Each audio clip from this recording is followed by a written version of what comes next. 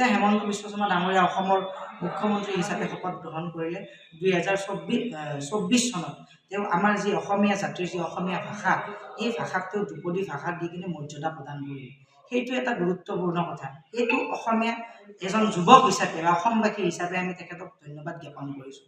দ্বিতীয়তে আজি যেতিয়া আমি অসমৰ বাহিৰত যাওঁ, অসমৰ বাহিৰত গ'লে হয়তো আমি কিছুমান বিমানবন্দৰ দেখা পাওঁ, কেতিয়াবা ভাবোঁ যে আমাৰ অসমত এনেকুৱা বিমানবন্দৰ হ'ব নেকি, কিন্তু আজি হেমন্ত বিশ্ব শৰ্মা ডাঙৰীয়াৰ নেতৃত্বত আমাৰ গুৱাহাটীত যিটো আমাৰ বিমানবন্দৰ স্থাপন হৈছে, আমি যদি ভাৰতৰ অন্যতম বিমানবন্দৰ হিচাপে চাওঁ, আজি গুৱাহাটীৰ বিমানবন্দৰটো অন্যতম এটা বিমানবন্দৰ হিচাপে তেখেতে ৰূপায়ণ কৰিলে। এইটো হ'ল একমাত্ৰ হেমন্ত বিশ্ব শৰ্মা ডাঙৰীয়াৰ কাৰণে। আজি আমি যদি কওঁ, তেখেতে যেতিয়া মুখ্যমন্ত্ৰী হিচাপে শপত গ্ৰহণ কৰিছিল, তেতিয়া তেখেতসকলে কৈছিল যে মই অসমৰ যুৱক যুৱতীক 1 লাখ চাকৰি দিম আৰু গণি গণি দিম। তাৰপাছত আজি যদি আমি আজিৰ তাৰিখলৈকে যদি আমি গন্তি কৰোঁ, সেই 1 লাখৰ সংখ্যা যাই কিনে 1,50,000 হ'ল। এইটো হ'ল একমাত্ৰ তেওঁৰ নেতৃত্বত আৰু ভাৰতীয় জনতা পাৰ্টীৰ চৰকাৰখনৰ কাৰণে।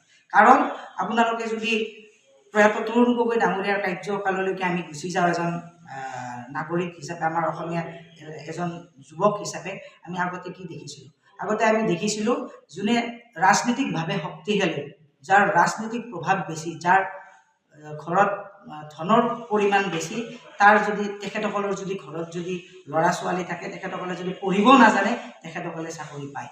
কিন্তু আমাৰ দুখীয়া ঘৰৰ যিসকল মেধাৱী ছাত্ৰ ছাত্ৰী আছিল, তেখেতসকলে পইচা দিব নোৱাৰিলে, কংগ্ৰেছ চৰকাৰ দিনত চাকৰি পোৱা নাছিল। কিন্তু একমাত্ৰ হেমন্ত বিশ্ব শৰ্মা ডাঙৰীয়াৰ নেতৃত্বত যি 1.5 লাখ চাকৰি তেখেতসকলে দিলে, প্ৰত্যেক দুখীয়া ঘৰৰ ল'ৰা ছোৱালী হওক বা আমাৰ অসমত বসবাস কৰা মেধাৱী ছাত্ৰ ছাত্ৰীসকলে এটা কথাই উপলব্ধি কৰিলে যে এতিয়া পঢ়িলে কিন্তু ভাৰতীয় জনতা পাৰ্টীৰ চৰকাৰখনৰ দিনত যদি মই ভালকৈ পঢ়োঁ, মই দুখীয়া ঘৰৰ ল'ৰা হ'লেও ছোৱালী হ'লেও মোৰ যদি টকা পইচা নাথাকে, মই তথাপিতো কিন্তু পঢ়ি কিনে চাকৰি পাম। এই ভৰসাটো আনিলে একমাত্ৰ হেমন্ত বিশ্ব শৰ্মা ডাঙৰীয়া। সেইকাৰণে অসমৰ এজন নাগৰিক হিচাপে হেমন্ত বিশ্ব শৰ্মা ডাঙৰীয়াক মই এই জেগাতে ধন্যবাদ জ্ঞাপন কৰিছোঁ। কাৰণ 2026 অসমত হেমন্ত বিশ্ব শৰ্মা ডাঙৰীয়াৰ বাহিৰে আৰু বেলেগ বিকল্প কেতিয়াও হ'ব নোৱাৰে। কাৰণ তেখেতে অসমখনক যেনেকৈ সৰ্বাংগীন উন্নয়ন কৰিছে, তাৰে কাৰণে আমি তেখেতক ধন্যবাদ জ্ঞাপন কৰিছোঁ। আৰু অসমৰ ৰাইজে যথেষ্টখিনি দেখিছে, আৰু এতিয়ালৈকে অসমৰ ৰাইজে যিখিনি দেখিছে, মই বিশ্বাস কৰোঁ 2026 বিধানসভা নিৰ্বাচনত এই দেখাখিনিক চাই কিনে ভোট প্ৰদান কৰিব একমাত্ৰ ভাৰতীয় জনতা পাৰ্টীক।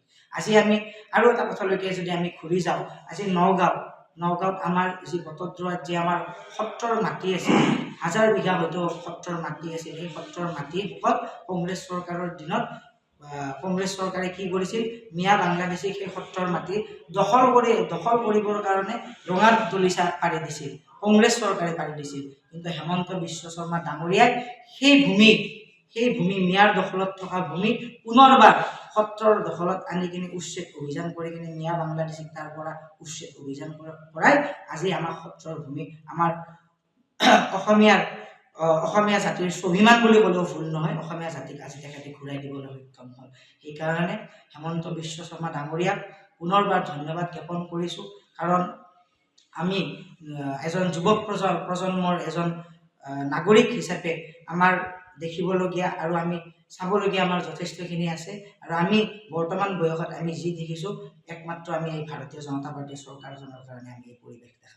বৰ্তমান ভাৰতবৰ্ষত বিজেপি চৰকাৰ চলি আছে, অসমতো বিজেপি চৰকাৰ চলি আছে।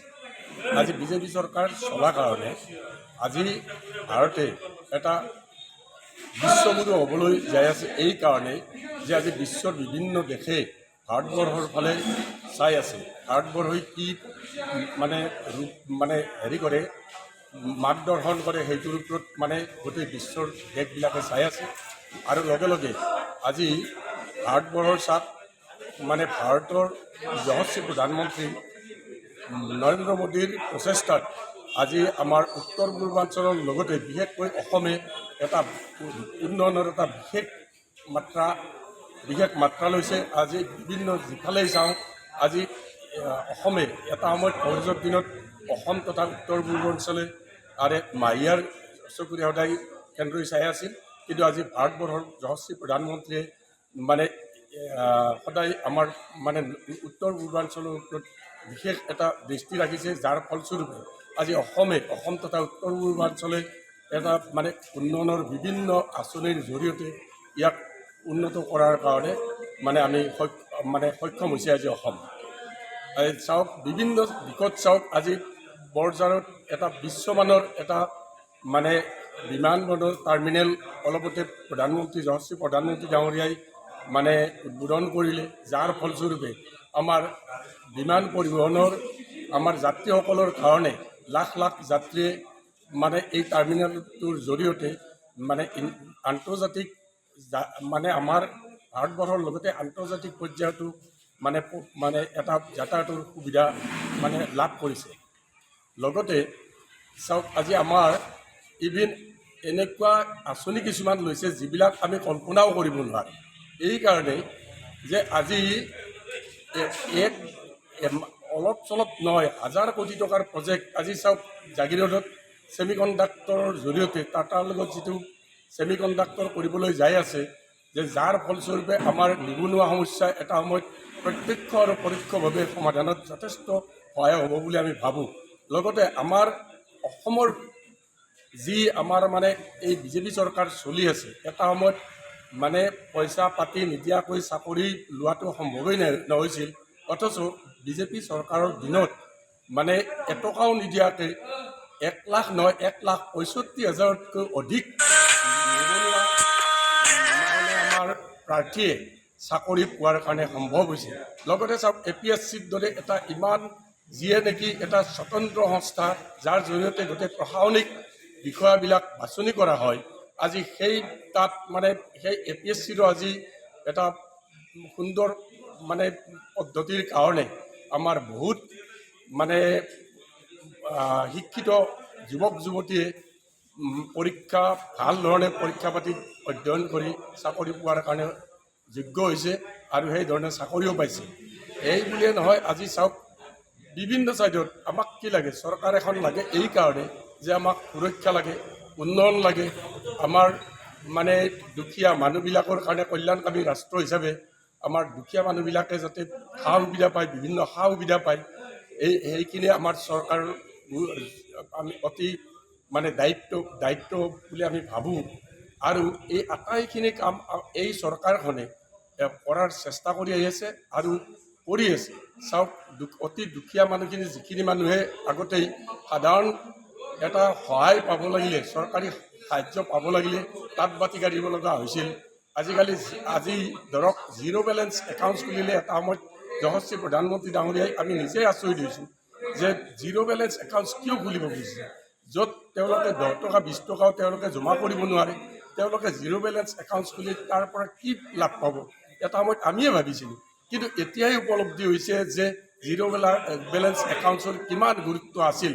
এতিয়া এটকাও নিদিয়াকৈ যিকোনো চৰকাৰী এটা আঁচনি পাবৰ কাৰণে তেওঁলোকে ক'তো নোযোৱাকৈ তেওঁলোকৰ একাউণ্টছত অট'মেটিক তেওঁলোকৰ মানে একাউণ্টছত পইচা সোমাই যায়, য'ত কাকো মানে লগ কৰিব নালাগে, তাঁত বাতি কাঢ়িব নালাগে। এইটো কিমান এটা ভাল ব্যৱস্থা হৈছে। এইকাৰণে আজি আমাৰ ভাৰতবৰ্ষৰ এই ডিজিটেল ছিষ্টেমৰ জৰিয়তে যি পে'মেণ্ট ব্যৱস্থা চলি আছে, দুখীয়া কল্যাণকামী ৰাষ্ট্ৰ হিচাপে দুখীয়া জনসাধাৰণে যি সুবিধা লাভ কৰিছে, এইটো কম কথা নহয়, যিটো আগত আমি এইটো কল্পনা কৰিব পৰা নাছিলোঁ। গতিকে এনেকুৱা এখন চৰকাৰ আমি ভাবোঁ যে এনেকুৱা চৰকাৰ এখনৰ অতি দৰকাৰ আছে। আৰু লগতে চাওক, আজি অসমৰ কিমান জলাপতিত ভূমি আছিল, য'ত আমি সোণৰ অসম বুলি এইকাৰণে কৈছোঁ যে এই জলাপতিত ভূমিবিলাকো অতি গুৰুত্ব আছে। এই জলাপতিত ভূমিবিলাক যদি থাকিলে হয়, আজি সেই গোটেই পতিত ভূমিবিলাক সত্ৰৰ ভূমি, আনকি সত্ৰৰ ভূমি হাজাৰ বিঘা সত্ৰৰ ভূমি আজি আমাৰ বেদখলকাৰীয়ে দখল কৰি আছিল। আৰু এই চৰকাৰৰ দিনতে 1.5 লাখ বিঘাতকৈ অধিক ভূমি আজি উচ্ছেদ কৰি মানে ইয়াৰ চৰকাৰে আয়ত্তত অনাৰ কাৰণে সক্ষম হৈছে আৰু সত্ৰৰ ভূমি সত্ৰক গতাই দি সত্ৰৰো উন্নয়ন কৰিছে। আৰু লগে লগে মানে ধৰক এনেকুৱা যিটো এই যে বেদখলৰ জৰিয়তে আমাৰ বিভিন্ন অঞ্চলত আমাৰ এইটোৰ লগে লগে আমাৰ গোটেই জনগাঁথনিও আনকি সলনি হৈ গৈছিল, যাৰ ফলস্বৰূপে ইয়াৰ প্ৰভাৱ চাৰিওফালে পৰিছিল। গতিকে এনেকুৱা ধৰণৰ এখন চৰকাৰ আমি বাৰে বাৰে থকাটো বিচাৰোঁ। চাওক, এতিয়া আগত কংগ্ৰেছৰ দিনত ধেমাজিত এনেকুৱা আনকি স্বাধীনতাৰ মানে এনেকুৱা উৎসৱৰ দিনতেই কণ কণ ল'ৰা ছোৱালীক বোমা বিস্ফোৰণৰ জৰিয়তে তেওঁলোক মানে নিহত হৈছিল।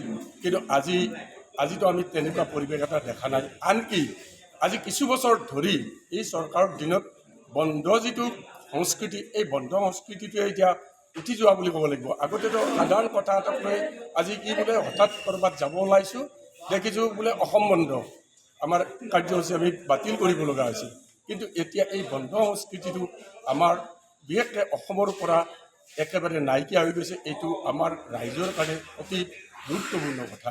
মই এটা কথাই ক'ব বিচাৰিম, বিজেপি চৰকাৰৰ দিনত প্ৰথম আমাৰ চাকৰি হিমন্ত বিশ্ব শৰ্মাৰ দিনত 1 লাখ চাকৰি দিম বুলি কৈছিল। তেওঁ 1 লাখ গণি 1.5 লাখ কৰিলে। কিন্তু আমি আগতে যেতিয়া আমি শিক্ষা গ্ৰহণ কৰি আছিলোঁ, তেতিয়া আমি নিজৰ মনত ধিক্কাৰ আহিছিল কংগ্ৰেছৰ দিনত যে আমি শিক্ষা নলওঁ, বা আমাৰ দেউতাহঁতে চাকৰি নকৰে বা ৰাজনীতি নকৰিছিল। গতিকে আমি ভাবিছিলোঁ আমিতো চাকৰি নাপাম, কাৰণ আমাৰ ওচৰত কোনোবাই চাকৰি পাব লাগিলে তেওঁলোকে হয়তো ৰাজনীতি কৰিব লাগিছিল, নাইবা 7 লাখ 8 লাখ টকা দিব লাগিছিল। আমাৰ ঘৰৰ দেউতাহঁতে হাজিৰা কৰিছিল, হাজিৰা কৰি পাইছিল 50 টকা বা 100 টকা দিনটোত। আমিতো ইমান টকা দিব নোৱাৰিম। সেইকাৰণে আমি ধিক্কাৰ কৰি তেনেকৈ পঢ়াৰ আমি ভাবিছিলোঁ নপঢ়োঁ, এনেকৈ অলপ অলপকৈ পঢ়ি। কিন্তু এতিয়া আমাৰ ছাত্ৰ ছাত্ৰীখিনি যিখিনি চাকৰি পাই আছে তেওঁলোকে নেতাৰ পিছত যাব লগা নাই, বা তেওঁলোকে পইচা দিব লগা নাই, তেওঁলোকে কলমৰ পিছত যায় চাকৰি পাইছে। সেইকাৰণে আমি আকৌ হিমন্ত বিশ্ব শৰ্মাৰ নেতৃত্বত আমি আকৌ 2026ত চৰকাৰ বিচাৰিছোঁ।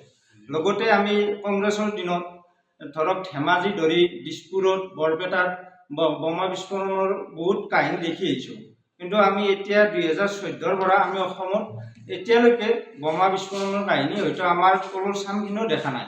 বোমা কেনেকৈ ফুটে, কোন উগ্ৰপন্থী কেনেকৈ বোমা দিয়ে, এইটো এতিয়া আমাতকৈ বহুত সৰু ল'ৰা তেওঁলোকে হয়তো বোমাৰ বিষয়ে নাজানেই। কিন্তু আমি ক'ৰবাত ওলাই গ'লে মা দেউতাহঁতে আমাক ভয় খুৱাইছিল যে নাযাবি, ক'ৰবাত বোমা ফুটিব। এতিয়া ধৰক আমি 2014 চনৰ পৰা সেই ভয়টোও মৰিছে। সেইখিনি মই ক'ব লাগে। সেইকাৰণে আমি 2026ত একলগ হৈ আমি হিমন্ত বিশ্ব শৰ্মাৰ নেতৃত্বত বিজেপি চৰকাৰ গঠন কৰিব লাগে। যিকোনো খবৰৰ বাবে যোগাযোগ কৰক আমাৰ এই নম্বৰত 9181 307 221।